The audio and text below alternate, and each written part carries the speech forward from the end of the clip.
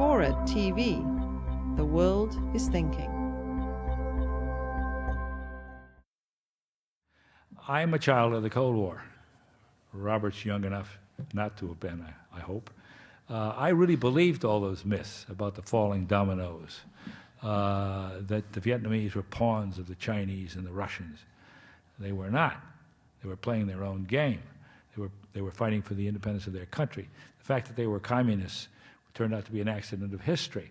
When Ho Chi Minh first went to France in 1917, the only people who would help him were the left wing of the Socialist Party. They were the only political group in favor of independence for the colonies. And they later became the Communist Party of France. So he became a communist.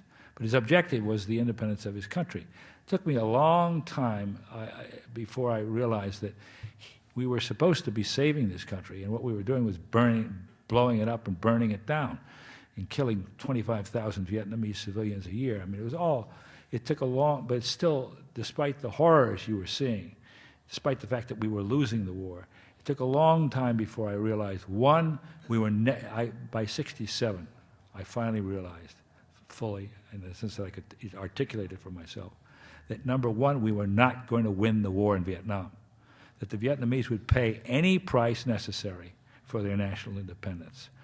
And number two, that it was all a mistake.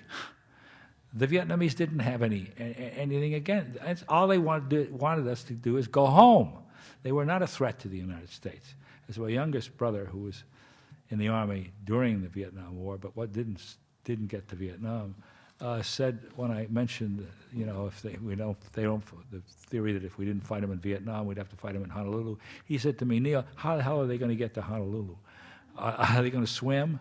But if you grew up in all those myths of the international communist conspiracy, of the falling dominoes, in other words, if South Vietnam fell and Cambodia fell, then Thailand would fall, the Philippines would fall, they'd move through the Pacific, etc., and on up through South America.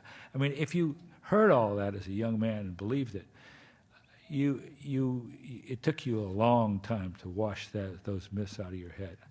And a lot of young men died believing in that. I remember when the regular army first came to Vietnam in '65, when Johnson sent them in to prevent the communist guerrillas from taking over the country.